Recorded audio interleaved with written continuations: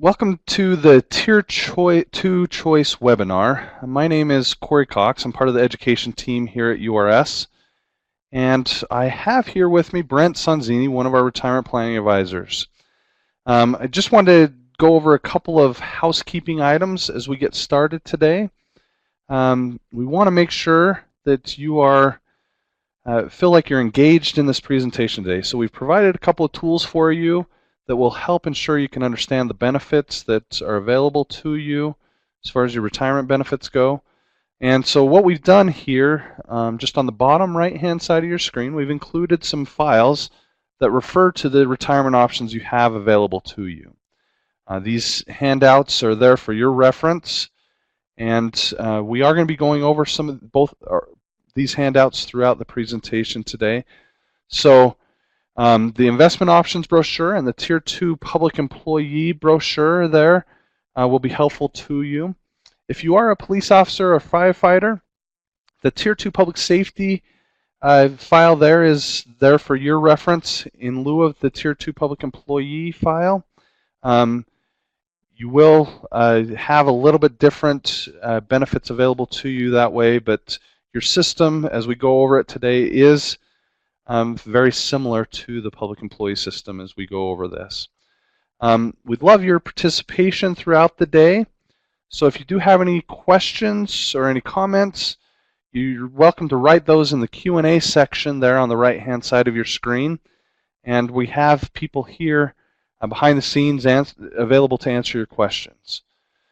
Also, throughout the presentation today, we'll be asking some questions of our own to make sure you're paying attention.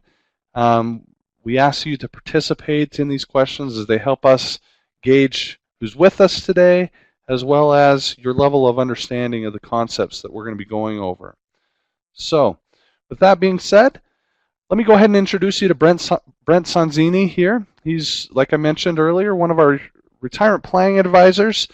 He brings with him today some vast knowledge. He's actually been with URS for 19 years. And we're grateful to have him here with us today. So Brent, go ahead, take it away. Great, thank you, Corey. Thanks for that introduction. Let's go ahead and get started then, talking about the different choices that we have to make within our first year of entering the Utah retirement systems. Let me go ahead and we'll get started. If I could have just another quick raise of hands. Are there any public safety officers or firefighters that are joining us today? If there is, please raise your hand.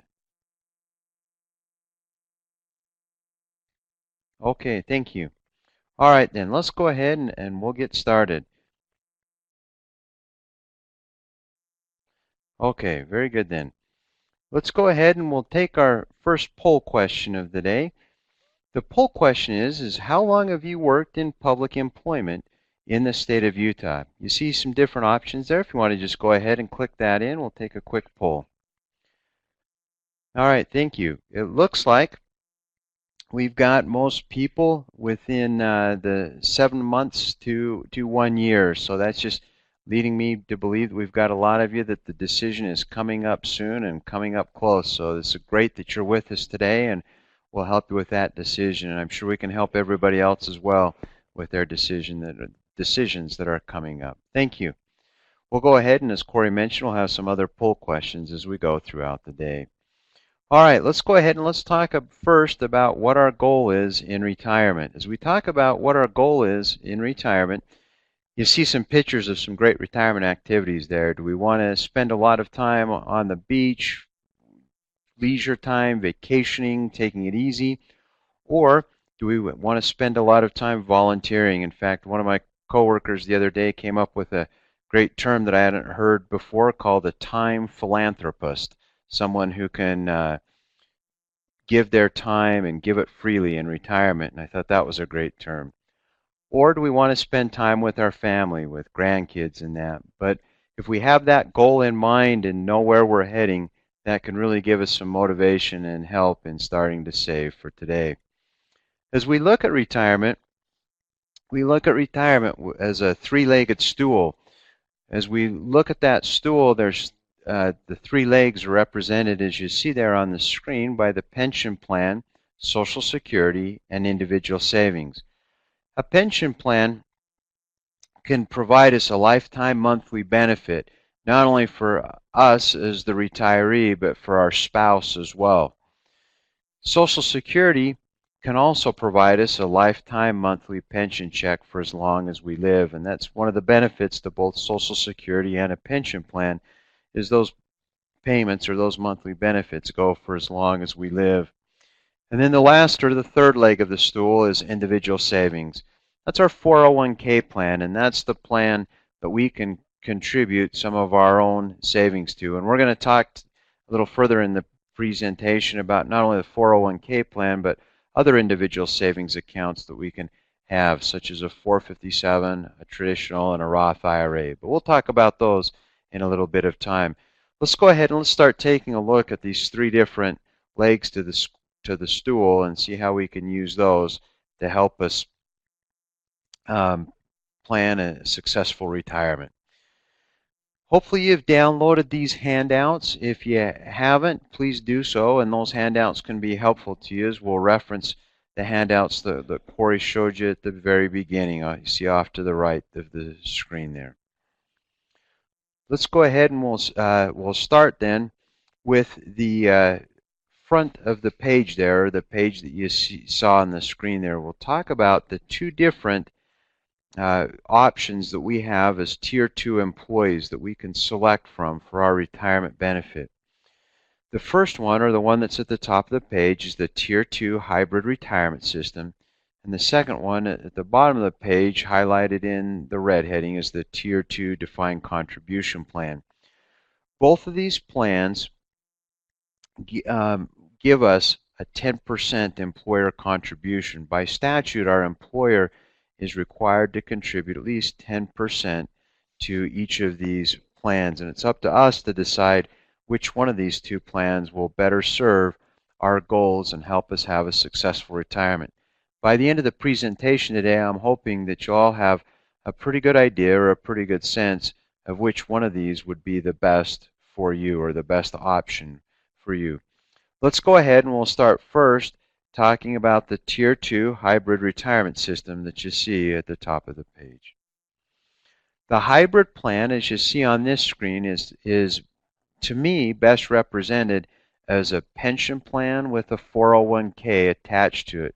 In fact, I like to say the hybrid plan is a big pension plan with a small 401k attached to it. To me, that's the better way to represent that hybrid plan, is a big old-fashioned pension with a small 401k plan attached.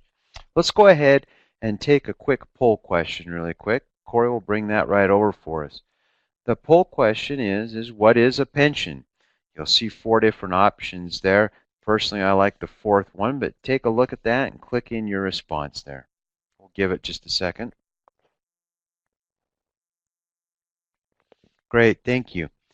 Looks like everybody got that one right. It's a lifetime monthly benefit based on your years of service and your final average salary, or option number 2. I'm kind of surprised somebody didn't pick that last one there, but nonetheless, that second one is the correct one. All right, let's go ahead and let's talk about that lifetime monthly benefit and look at how it gets calculated.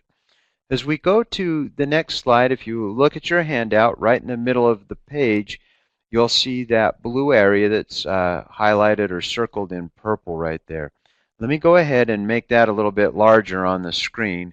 And in that blue area, you'll see there that what it's talking about is the formula that we use on the hybrid retirement system to calculate your pension benefit. On the left-hand side, you see the formula that we simply take your years of service, however many years of service that might be, and multiply those years of service by 1.5%. And then we take that percentage of your final average salary. To determine your final average salary, we'll average your 5 highest years of salary wherever they fall in your career. Typically, for most people, that's going to be your last 5 years of service, but nonetheless, we'll take the 5 highest years wherever they fall in your career. Let's go ahead and let's run through the example that's on the right-hand side of the blue box, just so we can make sure that we understand how that formula works. With the example on the right-hand side of the box, as you can see, we have somebody that has a 35-year career and a $40,000 final average salary. So how does the formula work? We take our 35 years of service that you see on the right-hand side of the blue box, multiply that by 1.5%, and that gives us 52.5% of the final average salary, which is $40,000. So 35 years multiplied by 1.5 gives us 52.5% of $40,000, which is $21,000 a year for a pension check. And then that pension check gets paid out monthly. So if we take the $21,000 a year divided by the 12 months of the year, that would be $1,750 for a monthly pension check. And really, you can substitute in whatever numbers you would like there. Say, for example, if you wanted to plug in 10 years of service, 10 years of service multiplied by 1.5% would give you 15% of your final average salary. Or if you had a 20-year career, 20 multiplied by 1.5 would give you 30% of your final average salary. So that's just a quick look at how that formula works. One quick thing to mention, when we use this formula to calculate the pension benefit on the hybrid retirement system, this formula does calculate the maximum pension check possible that a retiree could receive. Oftentimes we have retirees take a little bit of a smaller pension check or take a reduced pension check because at the time of retirement we'll give you 4 additional options where if you'd like to, you can take a little bit of a smaller pension check, and then that way when you pass away in retirement, your spouse will draw a pension check for the remainder of their life as well. And I'll show you in just a minute here how you could go onto our website and use a calculator on our website to calculate what those spousal options might be. Let's go ahead though and let's take a look at another critical piece of that handout. Here on this next slide, you'll see in the upper right-hand corner of that front page where it's got highlighted the qualifications for when you qualify to start receiving a retirement benefit from us at the Utah Retirement Systems. Let me just blow that up a little bit bigger on our screen there, and we'll take a look at it. Most importantly right now, as you look on the first line, there you'll see that you do need to have a minimum of 4 years of service to be eligible for any type of pension benefit at age 65. That's the bare bones minimum, or what we call the vesting period or the vesting time. So in other words, if you were to work 3 years of service and then terminate employment, you won't be eligible for any type of pension benefit from us here at the Utah Retirement Systems. You've got to at least work 4 years to be eligible for any type of benefit at age 65. Let's jump down to the bottom line for just a quick second. On the bottom line, you'll notice that you do need to have 35 years of service to retire at any age and start drawing a pension check. So just as a quick example, if I started working at age 20 and I worked 35 years straight through until age 55, well, with 35 years of service, I could then draw my pension check regardless of how old I am. You'll see in the middle, there's 2 exceptions to the rule. The 2 exceptions to the rule in the middle are that if you have 10 or more years of service, with 10 or more years of service, you could draw your pension check 3 years early at age 62. Or with 20 or more years of service, you could draw your pension check at any age. As we take a look at those 2 exceptions in the middle, you will see that they have a little asterisk out to the side of them. The little asterisk out to the side simply notes that there is an early age reduction. The early age reduction simply says that if you do draw your pension check at one of those 2 exceptions in the middle, at age 62 with 10 or more years of service, or age 60 with 20 or more years of service, we'd be happy to pay you that pension check, but there will be a reduction to it because you're drawing it early. And by drawing it early, I mean before age 65 or before you had 35 years of service. So keep that in mind. Let me go ahead, and if I may just scoot to the next slide. And on the next slide, we'll see that we've got at the bottom right-hand bullet points highlighted. And what we're talking about there is, and let me just make it a little bit larger for us so we can see it on the screen, is that once you do start drawing that pension check in retirement, one of the features of an old-fashioned pension plan is that once that pension check starts in retirement, every year on the anniversary of your retirement, you'd be eligible for a cost of living adjustment to that pension check. The cost of living adjustment is based on the federal government's consumer price index up to a maximum of 2.5%. In fact, that's probably the most important thing to maybe note on that bullet point is that first line, is that although we're eligible each year for a cost of living increase to that pension check, it does cap out at 2.5%. So in other words, if the federal government's consumer price index were to go up 3%, we would receive 2.5%.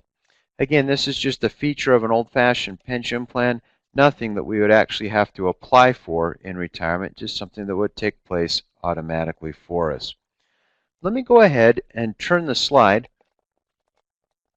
And as I turn the slide, I want to just use this slide to set up and kind of talk about how the small 401k plan works that's attached to this pension plan with this hybrid retirement system. So if you remember at the very beginning, I said that maybe one of the best ways to think about the hybrid retirement system is it's a big old-fashioned pension plan with a small 401k attached to it. So everything we've talked about up until this point has been with regard to the pension plan. Now with these numbers that are on the screen at this time, let's talk about how the small 401k operates. As you see on the screen on the first line, the employer is required to contribute an amount equal to 10% of our salary each pay period towards our retirement. As soon as we here at URS receive that 10% contribution, we immediately subtract from that 8.42%. The 8.42% that we subtract out, as you see on the screen, is what we call the pension rate. Another word for pension rate might be pension cost or pension premium. That 8.42% is how much it costs to provide the pension plan or the monthly pension check that we've been talking about. So we get the 10% contribution here at Utah Retirement Systems from your employer. We subtract out the 8.42% to pay for that pension, and then that leaves us, as you see on the bottom line, 1.58% extra or 1.58% left over to go to your 401k plan. And that's where the small 401k contribution comes from. So as we talk about this small 401k contribution, let me go ahead and flip the screen here, or flip the slide, and I just want to have you notice on this next slide that that pension rate or that pension contribution, the middle line, can fluctuate every July 1st. So as we look at this hypothetical example here, let's pretend that this coming July 1st, the pension cost or the pension rate were to go up to 9%. So our employer is always on the hook or always required to contribute 10%. The cost of the pension is now 9%, so we're going to subtract that out the first as soon as that 10% gets to us here at Utah Retirement Systems, and then that leaves us 1% left over to go to the 401k. I just wanted to point out that example just to show you that that pension rate or pension cost can fluctuate either direction, either up or down, every July 1st. There has been many months or many years where that cost has stayed the same or stayed flat, but nonetheless it gets evaluated each year. Now, let me bring up another hypothetical example on the screen. And as you look at this hypothetical example, notice again that the employer contribution on the top line stays constant at 10%. Now notice on the second line though, now the pension rate has increased to 11%. So with the pension cost increasing to 11%, when we get that 10% contribution here at URS from your employer, we're going to keep all 10% to pay for the pension. And as you look at the third line, you'll notice that now there is no money left over to be contributed to the 401k plan. Not only is there no money left over to contribute to the 401k plan, but we're actually short 1%. So where do we get that 1% that we're short? Well, us as employees, we would be required to contribute that 1% or any amount that's over that 10% that the employer is required to contribute. So in this second hypothetical example here, we as employees would have an automatic deduction of 1% from our paycheck for that year that the pension rate was up at 11%. Now the following year, if it were to drop back down to 9%, then we would no longer have that 1% deduction from our paycheck. But I think the key to remember with this second hypothetical example is that if the cost ever does go above the 10% that our employer is contributing, us as employees would be on the hook for that cost. Now, one of the common questions that comes up when I go over this example is people will oftentimes ask, they'll say, hey, has that pension rate or pension cost ever gone above 10%? And at this juncture, it never has. It's a short history that we have with this Tier 2 retirement system. It came into play in July of 2011. But since then, we've never had a time where that pension cost has gone above the 10%. Our actuaries or our mathematicians here at the retirement office, they also tell us that here in the near future, they don't anticipate that that cost would go above 10% either anytime in the near future. But nonetheless, I always like to show that second example because, is it possible that that cost could go above 10%? You bet. We don't anticipate it any time in the near future, but it certainly could happen, and if it ever did, then we as employees would be on the hook for that amount over 10%. All right, one of the other things maybe just to mention there is sometimes folks will ask, why does that pension cost or that pension rate go up or down? And there's a couple of drivers that push that pension cost or that pension rate up or down.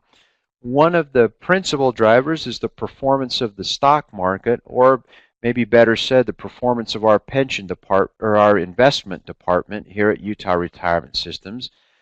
If just to give you maybe a quick example, if the stock market were to go straight up through the roof for the next several years, then maybe we could anticipate that cost to go down because we would have got better return on our investments than we anticipated. On the other side of that coin, if the stock market were to plummet, like for example, like we saw in 2008, where it lost a third of its value in the year, maybe we would expect that cost to go up as we didn't receive the return that we expected. The other driver to those costs are the benefits. If the legislature were to ever change any of the benefits we've talked about, either for the better or the worse, that would impact the cost of the retirement system. So hopefully that gives you some sense for how that small 401k contribution comes about and how it gets calculated and what impacts it from year to year. But just as a quick review, let me back up to the previous slide, and as we go to the previous slide, you can see what the current cost of the pension is and what the current 401k contribution is at 1.58%. All right then, enough of that, but I just wanted to make sure that we flushed that out thoroughly. Let's go ahead then and let's move ahead to the next slide. I mentioned earlier that the formula that I reviewed with you at the beginning on how we calculate your pension plan calculates the maximum or the largest pension benefit that we could pay you.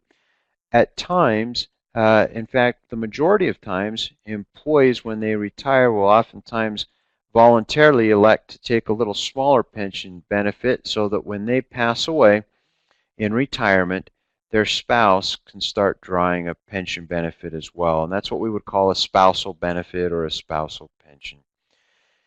Looking at the screen right here, if you were to go on to our website, urs.org,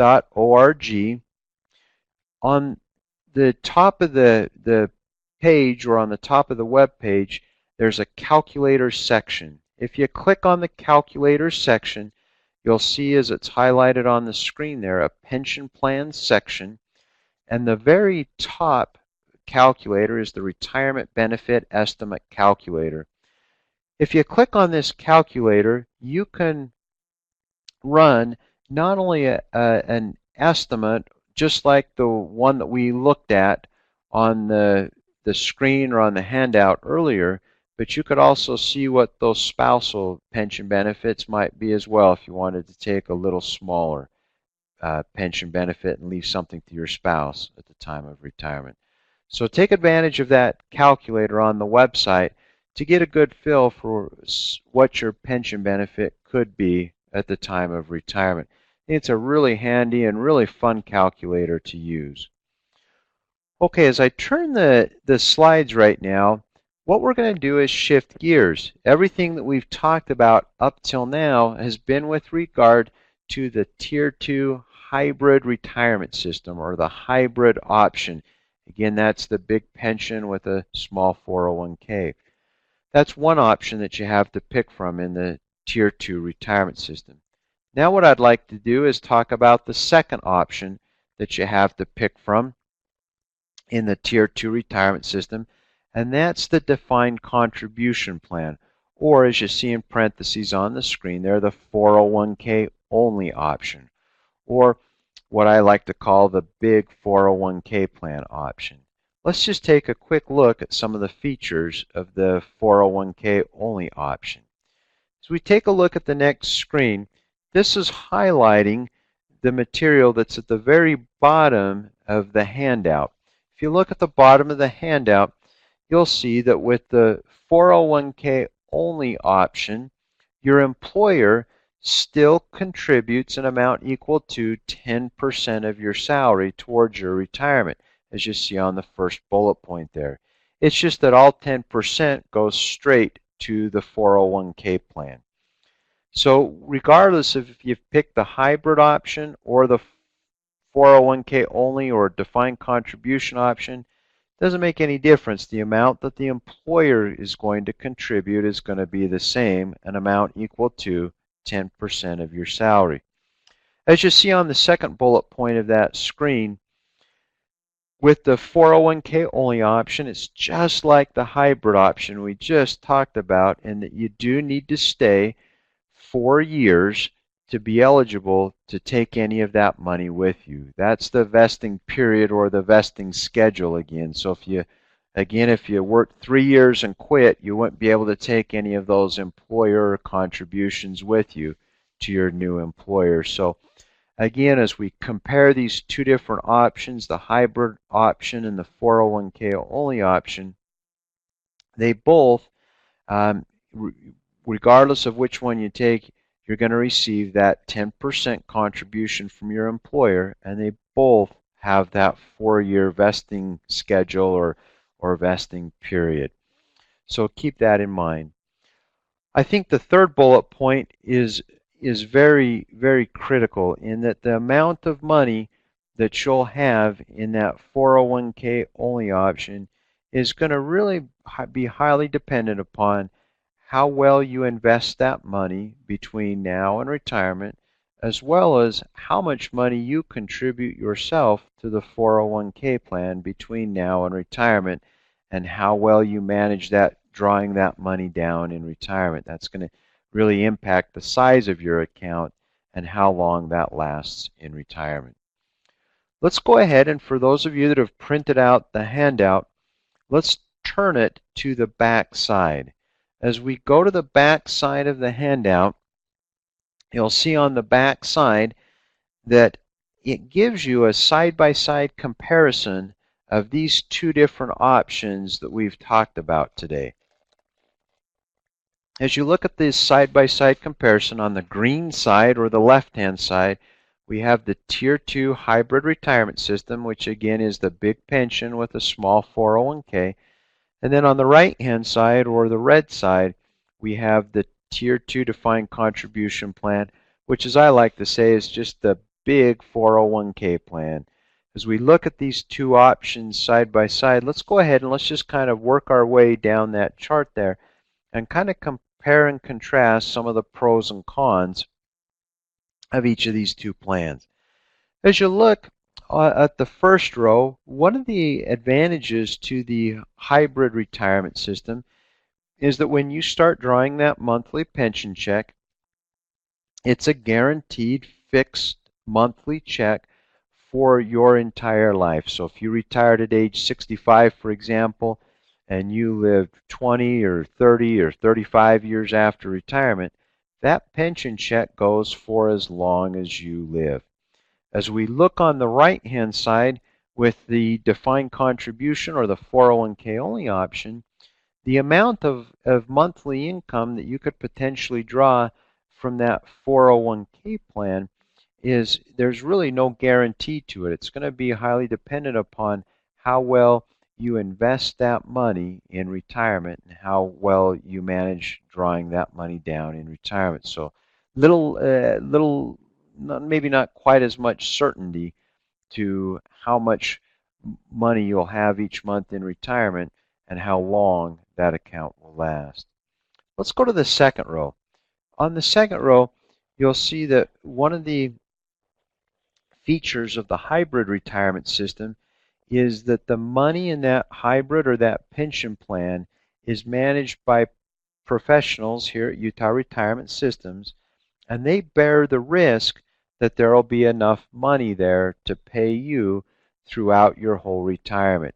And in retirement, if you happen to take one of those spousal options and you pass away and your spouse starts drawing a pension check for as long as your spouse lives as well.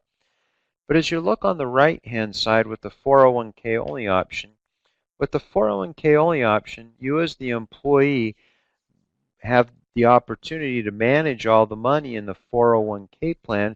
With that opportunity to manage that money comes the risk that you'll be able to manage that money well enough to carry you out through your whole retirement.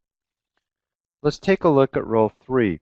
As we take a look at row 3, you'll notice with the hybrid or the big pension, small 401k option, that again it's mentioning that fact that as long as the cost of the pension plan is below 10%, after we've deducted out the cost of the pension plan, whatever money's left over would go to your 401k plan. And again, just as a reference point, in this calendar year, that amount is 1.58% that's going to the 401k plan. As we look on the right-hand side with the 401k only option, one of the benefits to the 401k only option is that all 10% that the employer contributes goes straight to the 401k plan. As we look at the next row down, you'll notice that with the hybrid option, remember, if that cost of the pension plan ever exceeds 10%, we as employees would be on the hook for whatever the cost is above 10%. That would be our responsibility. Again, that hasn't happened yet, but it could down the road, and if that cost ever did go above 10%, we would be on the hook for that. Whereas with the 401k only option on the right-hand side, you'll notice that with the 401k only option, we as employees, we would never be required to contribute to that 401k only option. We hope that you will, regardless of which plan you pick, will contribute to one of the retirement savings accounts that we'll talk about here in just a minute. But nonetheless, you would never be required to contribute to your 401k plan. Moving down to the next row, remember that the hybrid retirement system does have that feature that once you retire, every year on the anniversary of your retirement, you'd be eligible to receive a cost of living adjustment to that pension benefit up to that 2.5% maximum. With the 401k only option on the right-hand side, there is not an automatic cost of living adjustment or cost of living increase to what you could potentially be drawing from the 401k plan. However, that's not to say that you couldn't give yourself a cost of living adjustment and increase your own drawdown from your 401k plan. But nevertheless, it's not an automatic benefit. As we go to the next row, you'll see that it talks about the 401k plan. With the hybrid option, you do have that small 401k plan with it. And if you were to, let's assume, stay 4 years with your current employer and become vested, then you could transfer or roll over that small 401k plan to a new employer's 401k account. Whereas on the right-hand side with the 401k only option, one of the features to the 401k only plan is if you were to let's say leave employment after 4 or 5 years, you were vested, you could take that money with you and go to a new employer, whether it's in the public or private sector, and transfer or roll over that whole account to that new employer's account. As we look on the next line, notice that once you're vested, once you've got the 4 years of service in, you can draw out that small 401k account from the hybrid option and do whatever you'd like with that money. If you do not roll it over to a new employer's 401k account, you draw it out and take possession of that money, you will owe state and federal income taxes, and you may be subject to a 10% early withdrawal penalty from the Internal Revenue Service. Same with the 401k only option. When you terminate employment, assuming that you're vested, assuming that you've got your 4 years of service in, you can always draw that money out and take that money. And as long as you don't transfer or roll over that money to a new employer's account, you will owe state and federal income taxes and perhaps a 10% early withdrawal penalty. Looking at the last row there, as we take a look at that last row, notice that with the hybrid retirement system, remember that the pension benefit can only be left with a spouse. It cannot be left with a child or grandchild or niece or nephew or anybody like that. The pension benefit can only be left with a spouse. However, the small 401k account can be left to any beneficiary. And that's one of the features or one of the advantages to the defined contribution plan on the right-hand side is that if there's money left in that 401k account, when you pass away, it can go to any beneficiary. It could be a spouse, but it could be any other beneficiary. And that's one of the features to that 401k only option. Let me go ahead now and let me turn this slide. And as I turn this slide, we're going to have another poll question come up. And Corey's brought that over. And let me just read that for you. It says, which of the Tier 2 options requires more active management on your part? I'll give everybody just a second to click that in there. And as you click that in there, everybody's got an A on the test so far. It's the defined contribution or the 401k only option that is going to require more attention and more management on our part as the employee. All right, thank you guys. I appreciate everybody participating in that poll. Let me go ahead now and show y'all a picture or a screenshot of our home page. This is www.urs.org. If you go to our home page, you'll see in the upper right-hand corner, as it's highlighted in red there, where you can log in to your account. When you log in to your account, it will look like the screen that we have right now in front of us. As you look at that, you'll see that it asks us if we want to pick which Tier 2 option we would like to select. You'll see the hybrid and then the Tier 2 defined contribution plan. You'll also see where we can select undecided if you're not ready to make that choice. I would just maybe mention just a couple of quick items here as we look at these two options and where we select them on the screen. The thing to keep in mind is that if you never log into your account, if you never log in there and never choose one of these two options, when the 1-year anniversary comes, the default option is the Tier 2 hybrid retirement system, or the big pension and small 401k.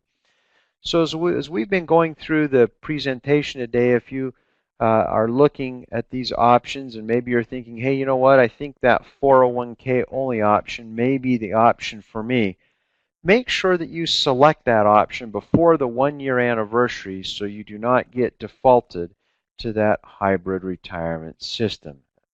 So keep that in mind. Also keep in mind that you can change your mind between these two options as often as you want within the first year of entering the Utah retirement systems. However, once that 1-year anniversary is passed, where you are is where you'll always be. And again, just to reiterate one more time, if you never log into your account, never select an option, you will be defaulted to the hybrid, or the first option there that you see at the top of the screen. All right, let me go ahead and let's just tackle this summary really quick. Remember that regardless of which option you pick, the hybrid option or the 401k only option, your employer is going to contribute an amount equal to 10% of your salary each pay period towards your retirement. It's just a matter of which option is that directed to. Remember that with both options, you need to stay with the Utah retirement systems or with an employer that belongs to the Utah retirement systems for at least 4 years to become vested, where you would be due a benefit. So one of the questions that comes up oftentimes is people will say, well, what about if I only stay with my employer for 2 years? And so I know I'm not vested, I haven't met that minimum 4-year requirement. Well, a couple things to keep in mind: that if you, say for example, worked 2 years and then you went to go work in the private sector, just to make up an example, let's say you leave and go work for Delta Airlines. That's great, and if you pick the hybrid retirement system, you can come back at any time and get the remaining 2 years underneath the Utah retirement system. So let's say you left after 2 years, you went to go work at Delta Airlines for 15 years, and then you came back to work for an employer that belongs to the Utah retirement systems. We would just start you right off on that 2-year mark right where you left. However, as you see on the middle bullet point or the middle hash mark there, with the 401k only option, if you were to leave after 2 years, you would have to return within 10 years for us to be able to start you off on the 2-year mark. So in other words, if I left after 2 years and then spent the next 15 years working at Delta Airlines and then came back to work again underneath the Utah retirement systems, I would be starting off with an account balance of 0 and with 0 years towards my vesting period. If I did come back within 10 years, let's say I came back 8 years later to work underneath the Utah retirement systems, then I'd start right at the 2-year mark, right where I left off, and I'd only have 2 more years to go towards my vesting period. So keep that in mind. That may influence or help some of you make your selection as far as which option you take, depending upon what your career plans might be. All right. As I mentioned earlier a couple of times, remember, if you do not pick one of the options within that 1 year mark, then you will be defaulted to the hybrid retirement system. All right, let's go ahead and let's talk about some of our retirement savings goals that we might have. Because as we look at some of our retirement goals and we look at how we're going to fill up that jar, or how we're going to fill up that coffee can that we've got buried in the backyard, we've got to decide, is our employer paid benefit going to be enough? Is that going to be enough to get us through to retirement? So let's kind of dial in on that and talk a little bit about the individual savings plans that we have to pick from and invest some of our own money. All right, as we take a look at the individual savings plans and saving some of our own money outside of what our employer is contributing, I really like this chart. As we look at this chart, it's showing us some examples of 4 different investors. And there's a couple of great lessons to be learned from this chart. Let's first take a look at the red line, Julie. Julie invests starting at age 25 and invests for the full length of her working career, from age 25 to age 65. And as you see on the red dot there to the left of the chart, Julie, as she was investing her money, and she was saving 15% annually from her wages, you can see that she saved a total of $282,000. But because of the investment earnings, and you'll see there that she earned 6.5% interest each year, her account grew to just over $1 million. But you can kind of contrast that with Joe. Joe is in the third dot, or the third bullet point down, the kind of the aqua color there. Joe started at age 25 and invested for 40 years as well, and he also saved 15% of his salary, and you can see he invested the same $282,000 that Julie invested, but he only earned 2.5% interest annually on his account. And so as you look down there in the chart, you can see that his account didn't grow near as much. It just came out to about just short of $500,000, about $449,000. And so how you invest the money and how much you earn on that money makes a big difference. Now let's take a quick look at Sally and Linda, the second and fourth investor on the chart there. Sally starts at age 35 and invests all the way till age 65. So Sally didn't start saving early in her career. She waited till she was a little older, and she saved 15% annually as well from each paycheck. But you can see she only invested $232,000, and she earned the same 6.5% as Julie. But you can see there that 10-year delay between when she started and when Julie started cost her about $400,000, as Sally only comes out with $633,000. But let's take a look at Linda, because Linda's kind of like me, and I would assume Linda might be like some of you, where Linda started a little later in life saving. And you'll notice that Linda started at age 45 and saved all the way till age 65, so she had a lot less time to invest. But still, Linda comes up with about $443,000. And I think what's important to note with Linda is that it's never too late to save. You can always start saving, even if you're like me and you start a little bit later in life. It certainly can make a difference to start, regardless of where you are, and start putting some money aside. So I really like that chart. I think it's really interesting and really illustrates the time value of money and the basic principle that the earlier you start, the better off you are. But nonetheless, it's never too late to start saving for retirement.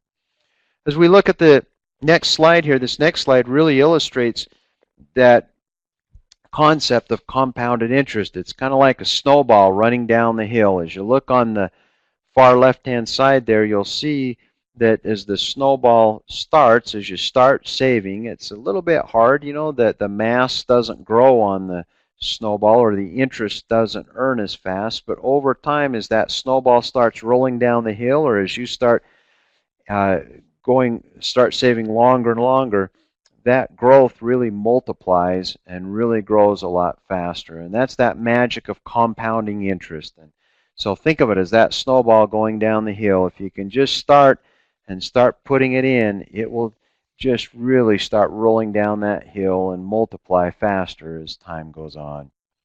All right, let's take a look now at the savings plan's contributions that your employer is making and then what you could potentially make. You'll notice on the left-hand side there, if you select the hybrid option, if you're a civilian or a public employee, your employer's contributing 1.58% towards your 401k. If you're a public safety employee, 1.26%. Or if you pick the 401k only option, as you see in the middle there, your employer's putting in 10% to your 401k, or 12% if a public safety officer. But now what we want to look at is how much are you, the employee, going to contribute to your own retirement, whether that's tax-deferred savings on a pre-tax basis, and we'll talk a little bit more detail about that here in just a second, or if you're saving money on an after-tax basis. How does that work and how can that benefit you? So let's take a look at those different options. Before we do, we're going to take another quick poll question here. With the poll question here, it asks, have you ever participated in a retirement savings plans before, be it a 401k or an IRA account or a 403b or a 457? There's all different types and kinds.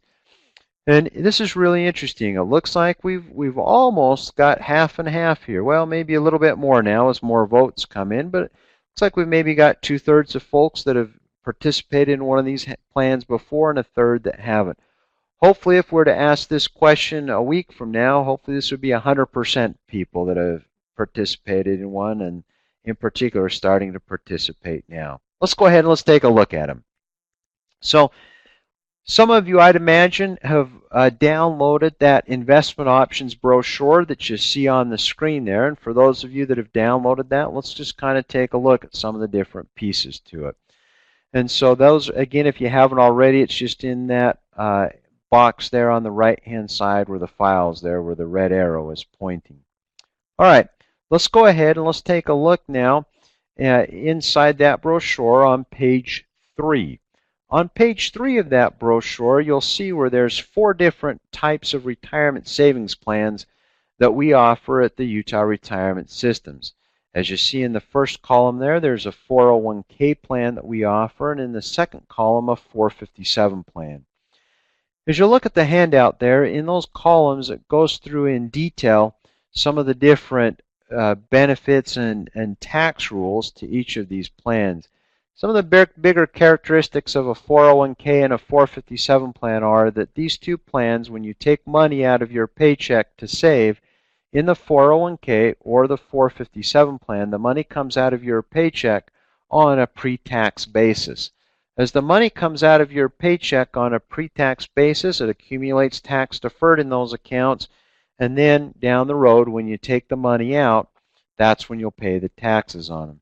What you'll notice on the 401k plan is if you take the money out of the 401k plan before age 59 and a half, or before you've worked into your 55th year of age, there is an additional 10% early withdrawal penalty on top of the taxes.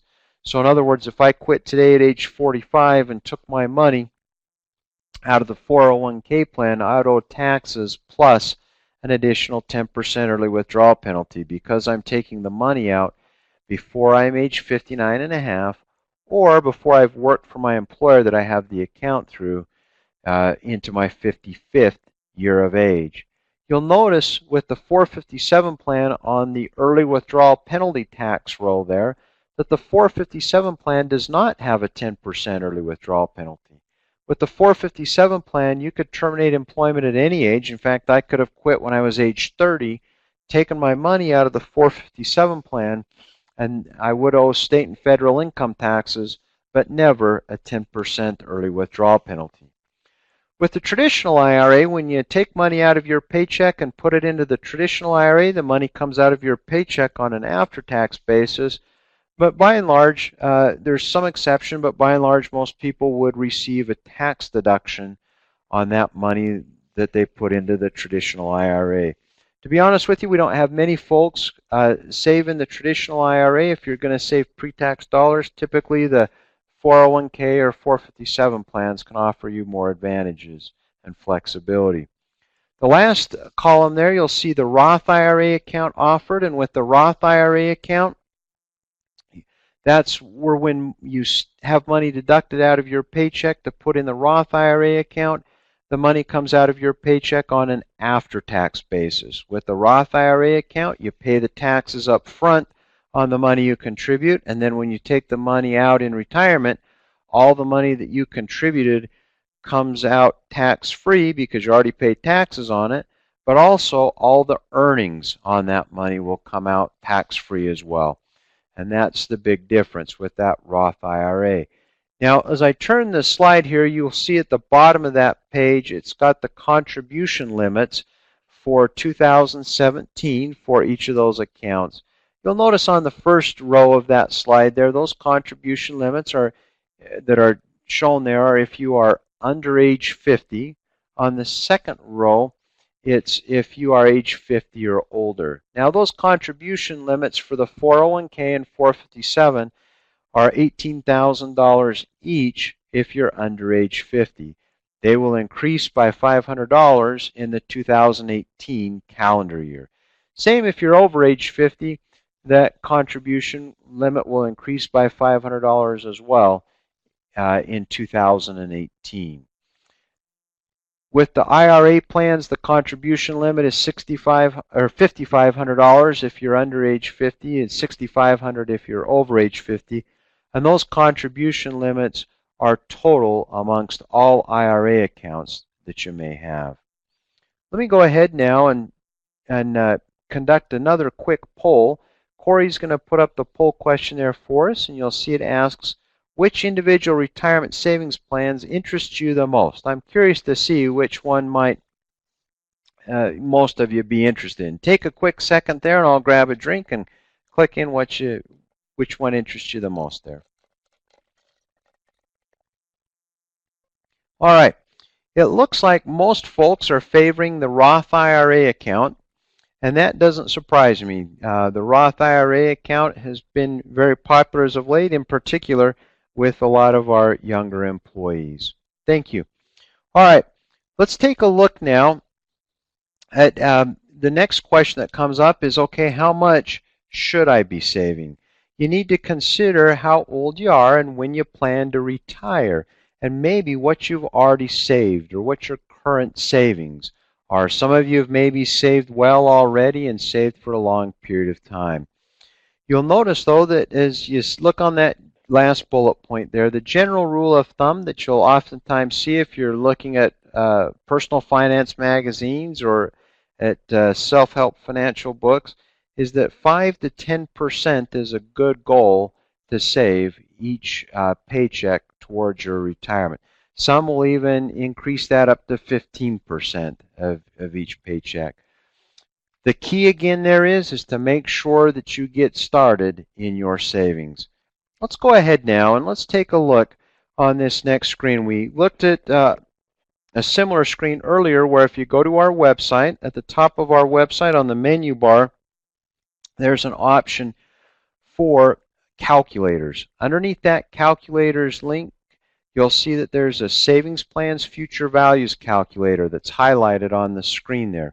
That Savings Plans Future Values calculator is a time value of money calculator that can be a really fun calculator to use that lets you plug in how much you're saving, and it will show you how much your account will grow over time. So use that as soon as you can, and I think you'll find that to be very fun. The next question that comes up is, how do you invest your money, or where do you invest your money once you've decided to start saving? As you look at the savings handout on the middle 2 pages of the Savings Plans handout, pages 4 and 5, you'll see a good graphical display there of the 8 individual investment options that you can invest in with Utah Retirement Systems. The bar charts through the middle of the page show the returns for each year during the last 10-year period of time, and then at the top of the page you'll see a good brief description of each of the individual investment options and then some examples of different companies that they've invested in the past. You can mix and match your own money however you want amongst those 8 individual options.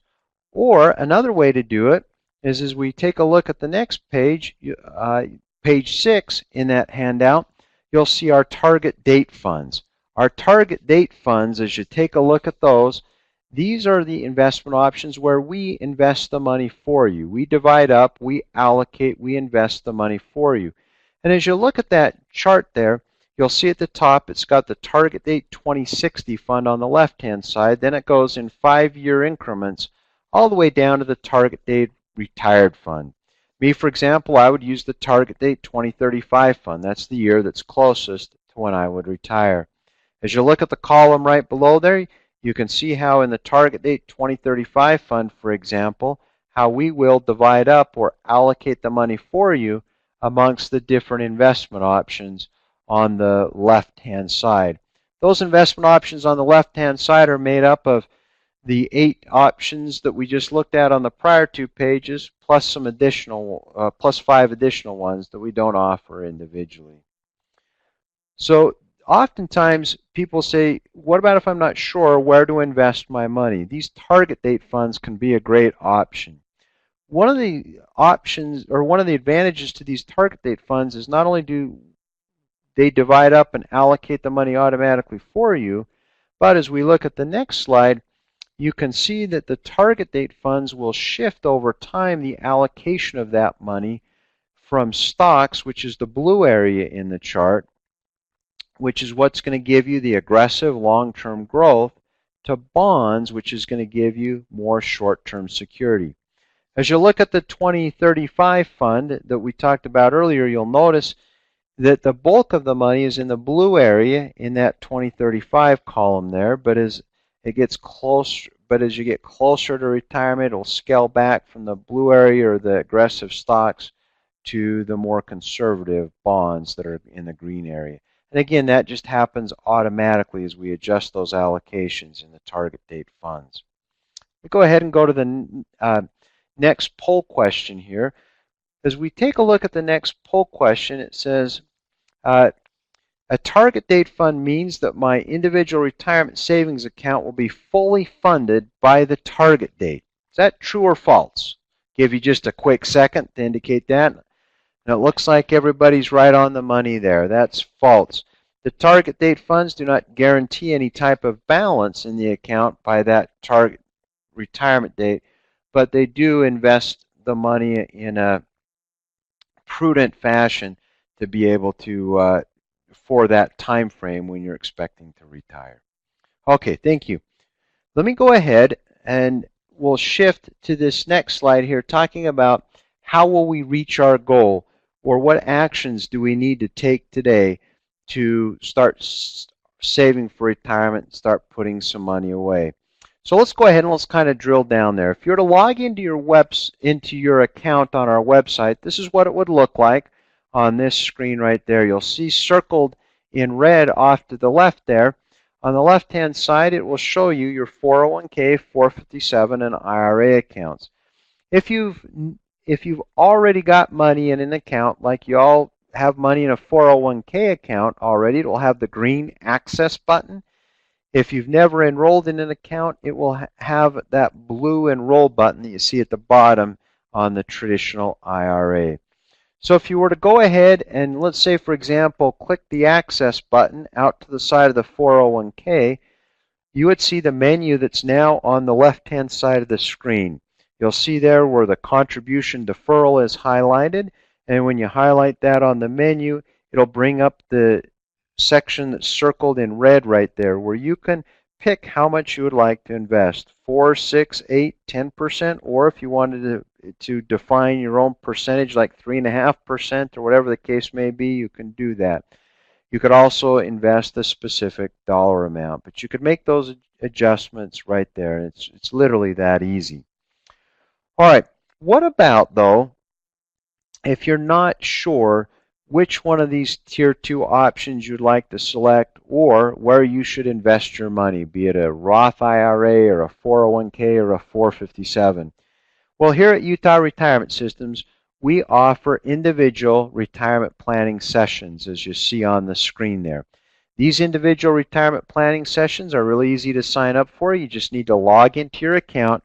When you log into your account, you'll see at the top, as it's circled there at the very bottom of the screen in the red, you'll see an education tab. When you click on that education tab on the menu, you'll see an option for individual retirement planning sessions. You will select that and you'll see all the different locations during the next 30 days where we have appointments available. If you're to log in there and you didn't see any appointments that were available or met your schedule, just give it a week or two and log back in, as each week we post more appointments out there and make more appointments available. All right then, so what's our to-do list? What do we need to do today to get up and running for a successful retirement? First thing, log into your account. If you haven't picked one of the options, pick one of the options. If you're still away from the 1 year anniversary where you have to pick one of the Tier 2 options, well, you've got some time to do that. But nonetheless, do not delay in starting to save some of your own money as you head into retirement. So make sure you start putting some money aside in one of the retirement savings plans. As we noticed earlier with that snowball chart, the earlier you start, the better off you'll be. Well, I appreciate your time and attention today. I'm going to turn the time back to Corey to finish up for the day, but I appreciate y'all sticking around a few minutes after with me. Thank you.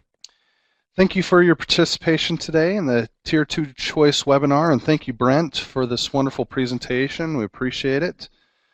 Just a little FYI, you will be receiving an email here in the next couple of hours with a link to a survey.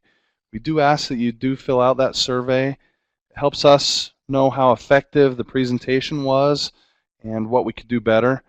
In addition, if you'd like, we'll stick online here for a few minutes after and make sure all of your questions are answered. If you just want to write those in the Q&A section, we'd be happy to answer those questions for you. Well, thank you so much for your participation today, and have a wonderful day.